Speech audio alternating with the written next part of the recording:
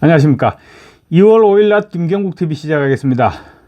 윤석열 대통령의 비상계엄 선포를 내란으로 몰아가고 결국 탄핵으로 연결시킨 도화선이 됐던 거짓말 시리즈들이 차례로 드러나고 있습니다. 국민들이 눈을 현혹시키고 그래서 윤 대통령을 탄핵시켰을 뿐만 아니라 감옥으로까지 보낸 가짜 내란 선동의 허물이 한 겹 한 겹 벗겨지고 있는 것입니다. 먼저 홍장원 전 국정원 1차장의 거짓말 시리즈가 백일하에 드러나고 있습니다.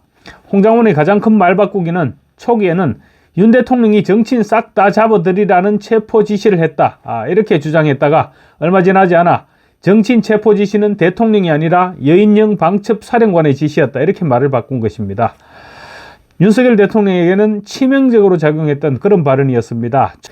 초기에는 출처 없이 나돌았던 정치인 체포 주장은 여당 대표였던 한동훈을 돌아서게 만들면서 자기들 멋대로 상황을 이끌어갈 수 있었던 가장 큰 동력으로 작용을 했습니다. 그런데 여인영 사령관은 대통령에게 체포 지시를 받을 위치에 있지 않다고 말했습니다. 지휘계통상 지시를 받아도 김용현 장관에게 받는 것이다, 이런 말로 듣기는 부분이죠. 홍장원 전 차장은 어제 헌법재판소 탄핵심판 5차 변론기일에 국회 측 정인으로 출석했는데 군데군데 거짓말의 흔적이 드러나서 홍 전 차장의 말은 정언으로서의 효력을 기대하기도 힘들 그 정도 상황 수준으로 지금 떨어지고 있습니다. 홍장원 전 차장은 어제 헌법재판소 탄핵심판 5차 변론기일에 국회 측 정인으로 출석했는데 군데군데 거짓말 흔적이 드러나서 홍 전 차장의 말은 정언으로서의 효과를 기대하기도 힘들 지경이 됐습니다. 어제 증인 출석에서 윤 대통령 측 김계리 변호사에 의해서 온갖 거짓말이 드러나면서 신뢰할 수 없는 인간임이 드러나고 있는 것입니다. 김계리 변호사는 대통령과 독대를 한 번도 한 적이 없고 개별적인 연락을 받았던 적도 한 번도 없는데 KBS 인터뷰를 통해서 윤 대통령에게 평소 보고를 자주 했고 신뢰도 받고 있다고 생각했다, 이렇게 얘기했죠. 이렇게 지적을 하니까 홍장원은 말을 더듬다가 기자한테 물어보시죠 라고 얼렁뚱땅 넘어가려 했습니다. 그러자 김 변호사가 그렇게 인터뷰를 했으니까 그 기사화 됐겠지, 이렇게 응수했습니다. 쉽게 말하자면 네가 말했으니까 기자가 기사를 썼지 기자가 그냥 기사를 썼겠느냐, 이렇게 말했던 것입니다. 이런 홍장원의 말을 믿을 수 있겠나, 이런 재판관들 앞에 그렇게 강변했던 것으로 볼 수 있는 대목인 것입니다.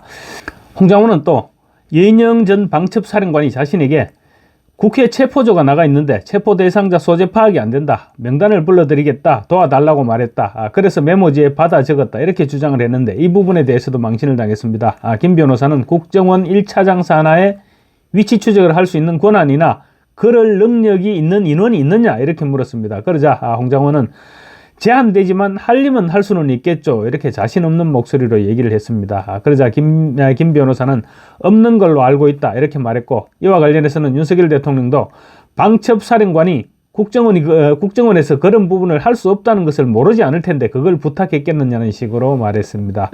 특히 이 부분에 대해서는 정형식 재판장도 의문을 제기했습니다. 정형식 재판장은 여인영 사령관의 체포조가 이미 국회에 나가 있는데 체포를 요청한 것이 아니라 위치 추적을 부탁했던 것이 아니냐, 여인영이 검거를 요청했느냐, 메모지에는 왜 검거라고 적혀 있느냐, 이렇게 캐물었습니다. 그러자 홍장원은 위치를 추적하는 자체가 체포 대상자 검거를 위한 것이 아니냐라면서 버벅댔습니다. 여인영은 체포조가 나가 있는데 위치를 모르니까 알려달라고 했던 것인데 너는 왜 검거해달라고 부탁했다는데 초점을 맞춰서 메모를 했느냐, 이런 식으로 정형식 재판장이 홍장원을 닥달했던 것입니다. 결국 홍장원은 검거라고 적었던 것은 잘못된 부분이라고 시인을 했습니다. 그렇게 되면 메모 전체의 신뢰성이 떨어질 수밖에 없는 그런 메모가 되는 것이죠. 홍장원은 또 언론 인터뷰에서 대통령이 국정원을 통해 한동훈을 체포하라고 지시했다, 이렇게 얘기했다가 나중에 체포 지시는 방첩사령관의 결정이었고 대통령과 직접적인 관련이 없다, 이렇게 수정하기도 했습니다. 방첩사령관이 그렇게 말했기 때문에 대통령 지시로 얘기한 측면이 있다고 둘러대기도 했습니다.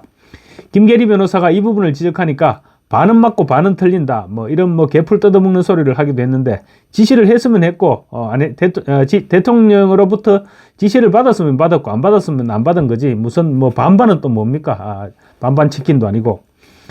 또 홍장원은 여인영 전 사령관이 불러주는 명단을 받아 적다가 미친놈이구나, 이런 생각이 들어서 적지 않았다고 했는데 김계리 변호사는 그렇다면 굳이 보좌관에게 이 메모를 다시 작성하라고 지시했던 이유가 뭐냐 이렇게 물었습니다. 그러니까 말하자면 민주당에 갖다 주려고 다시 명단을 만들었던 것이 아니냐 이런 의미의 질문이었던 셈입니다. 그러자 홍 장관은 결국 대통령의 지시였다고 생각했기 때문에 메모를 다시 정리하라고 지시했다 이런 취지로 답변했습니다. 그렇다면 결국 대통령을 미친놈으로 생각했다는 말이 되는 것입니다. 그런데 왜 대통령의 지시라고 생각했으면 왜 명단을 적다가 말았을까요? 앞뒤가 맞지 않는 말을 지금 홍 장관이 계속하고 있는 것입니다.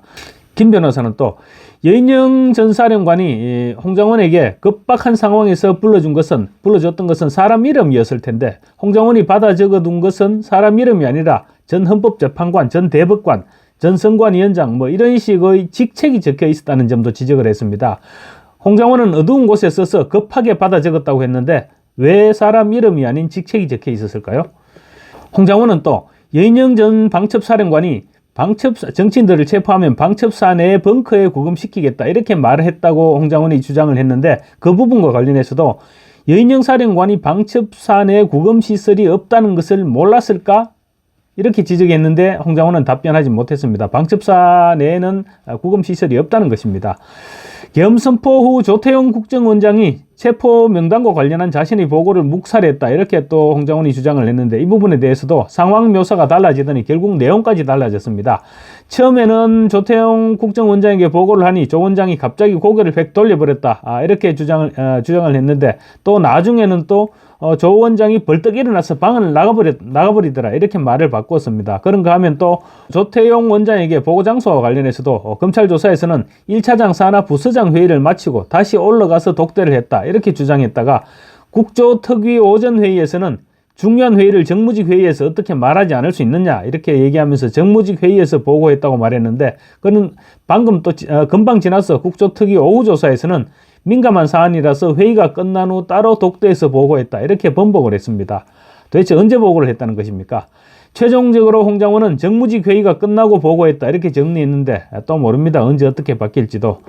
종합적으로 정리하면 윤 대통령도 지적을 했듯이 홍 장관의 실체가 불분명한 메모지가 종북주의자 박선원에게 흘러들어가서 한동훈과 이재명, 우원식 이런 정치인들과 좌익 활동가들에 대한 체포 메모로 변질됐고 그것이 사태를 여기까지 끌고 온 단초가 됐다 이렇게 추론할 수 있을 것 같습니다.